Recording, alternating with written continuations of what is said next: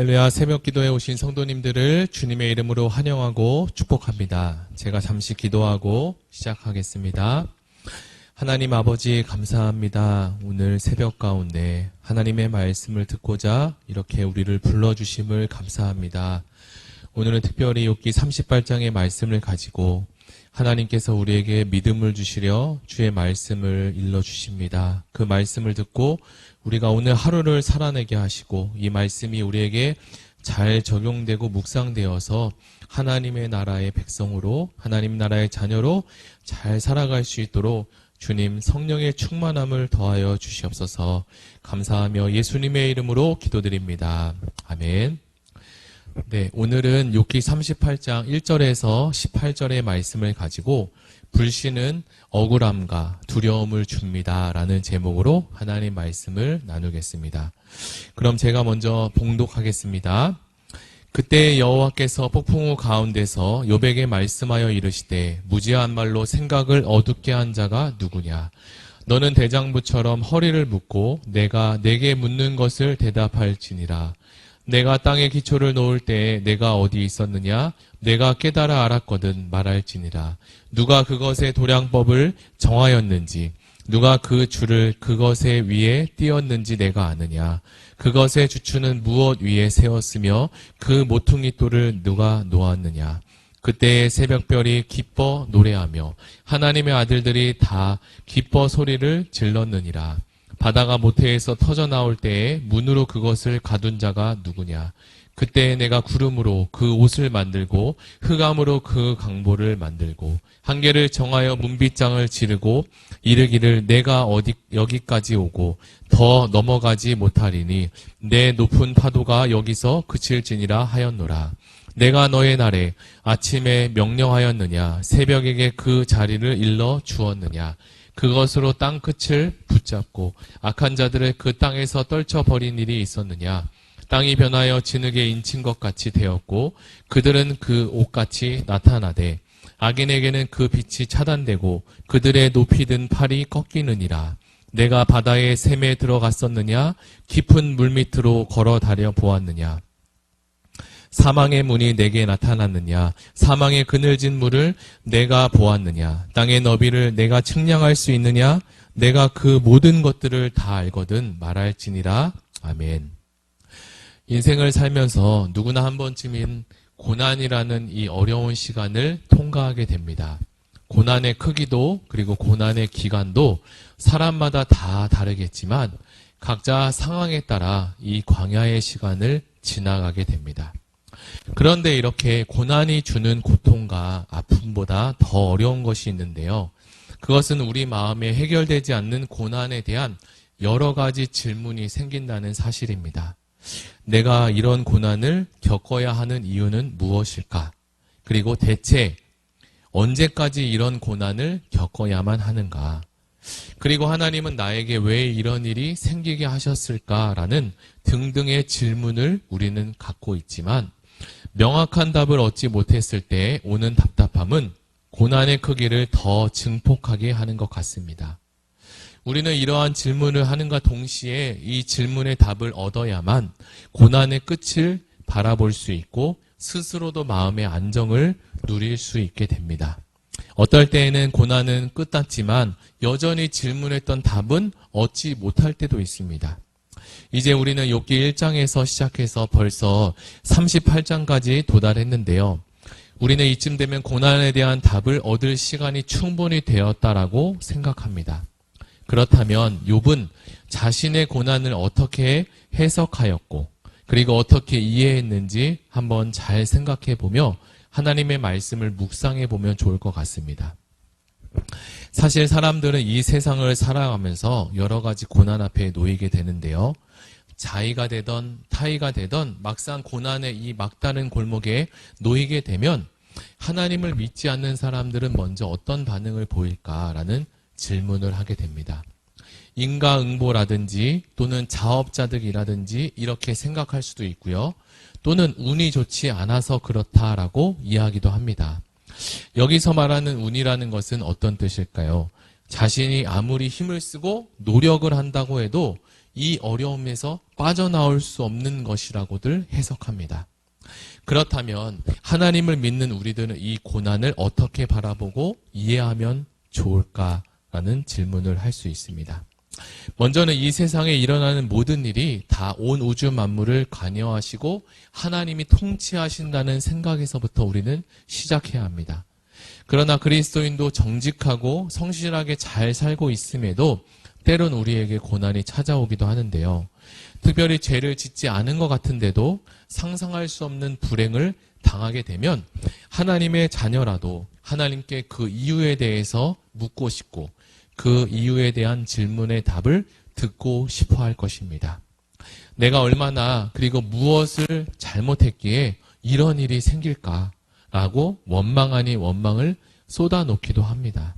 그러나 욥기를 살펴본 바와 같이 욥이 정직했음에도 상상할 수 없는 고난이 욥에게 찾아왔고 욥의 친구들은 그런 욥을 바라보면서 너가 분명히 죄를 지었기 때문에 그렇게 된 것이다 라고 설명하고 있습니다.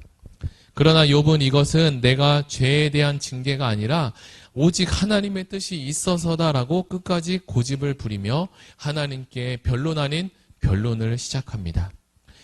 이러한 과정 안에 후반부에 이르러서야 하나님은 욥을 찾아오게 되는데요. 고난당한 사람은 누구나 뻔히 할 수 있는 질문할 수 있는 것들은 욥은 계속 궁금해했고 질문을 계속했습니다. 그러나 하나님은 이 욥의 질문에 대해서 이 질문을 훨씬 뛰어넘어서 더 광대하고 크고 넓은 답을 우리에게 주고 있습니다. 오히려 하나님은 온 우주 만물을 창조하고 있을 때 너가 어디 있었느냐라고 물으시며 하나님의 크고 넓은 계획을 욥에게 설명하고 말씀하십니다. 어찌 보면 욥의 질문에 대해서 하나님은 단지 자기 자신에 대해서만 설명하고 있는 것뿐이었습니다. 그러나 하나님은 우리가 생각하는 것 이상으로 크고 넓으신 분입니다. 그분이 모두 설명을 한다고 할지라도 우리의 지혜와 생각으로 그 모든 것을 다 이해하기는 불가능합니다. 그리고 욥은 이러한 여러 가지 크고 작은 질문을 하면서 이 질문의 답보다 더 크고 넓으신 하나님을 만나고 배웠기를 원했습니다.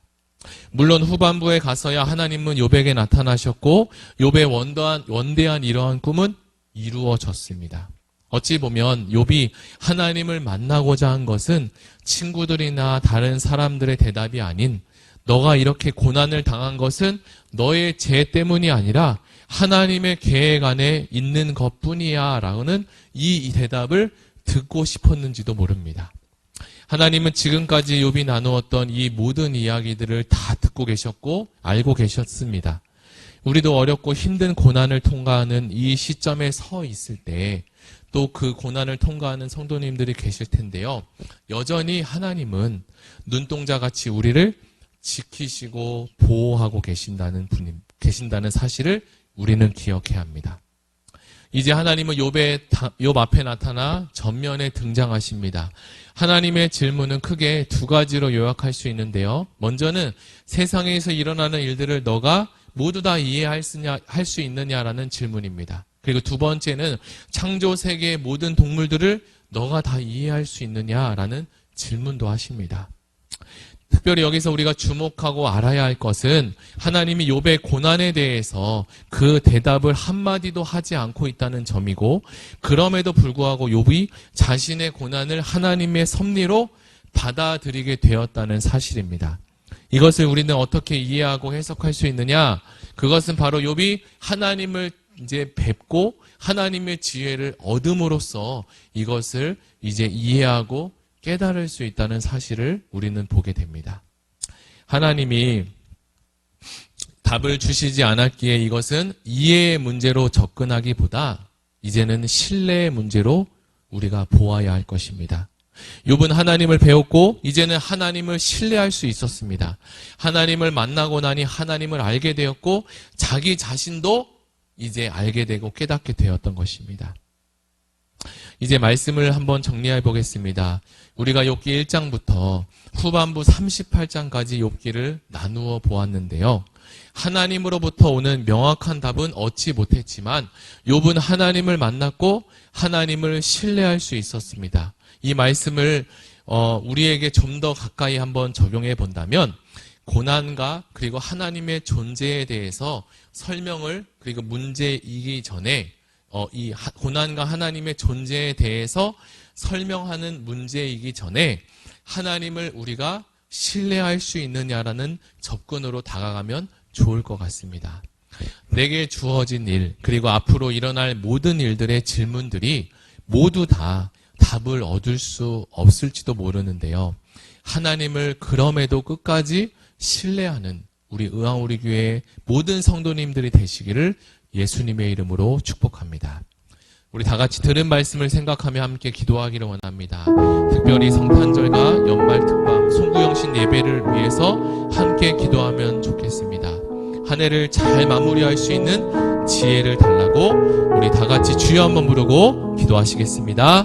주여 하나님 아버지 감사합니다. 오늘 욥기 38장의 말씀을 가지고 우리가 이 욥의 고난을 지금 1장부터 이 38장의 수많은 장들을 거치면서 고난에 대해서 하나님에 대해서 그리고 사람에 대해서 이해할 수 있는 시간들을 갖게 하심을 감사합니다. 혹여나 우리가 알지 못하고 이해하지 못하는 또 내가 하나님께 질문하고 기도하는 것들 중에 하나님의 답을 지금 바로 즉시 얻을 수 없는 일들이 있을지 모르지만 그 너머에서 욥이 이제 그 답을 넘어서 하나님을 배웠고 만남으로써 이제 그 답을 얻는 이해의 차원이 아니라 이제 만남의 차원이 됐고 하나님의 관계의 회복이 되었음을 우리가 욥을 통해서 또 이해할 수 있는 시간을 갖게 되었습니다. 우리 마음 가운데 하나님을 더 신뢰할 수 있도록 도와주시고 내 앞에 고난이 있을지라도 해결되지 않은 질문과 문제가 놓여 있을지라도 하나님을 끝까지 신뢰할 수 있는 은혜가 우리에게 있게 하여 주시옵소서. 모든 영광 주님께 올리며 예수님의 이름으로 기도합니다. 아멘. 우리 이어서 가지고 오신 개인 기도 제목을 가지고 기도하시고 또 나라와 민족을 위해서도 다 같이 기도하면 좋겠습니다. 우리 다 같이 주여 한번 부르고 기도하시겠습니다. 주여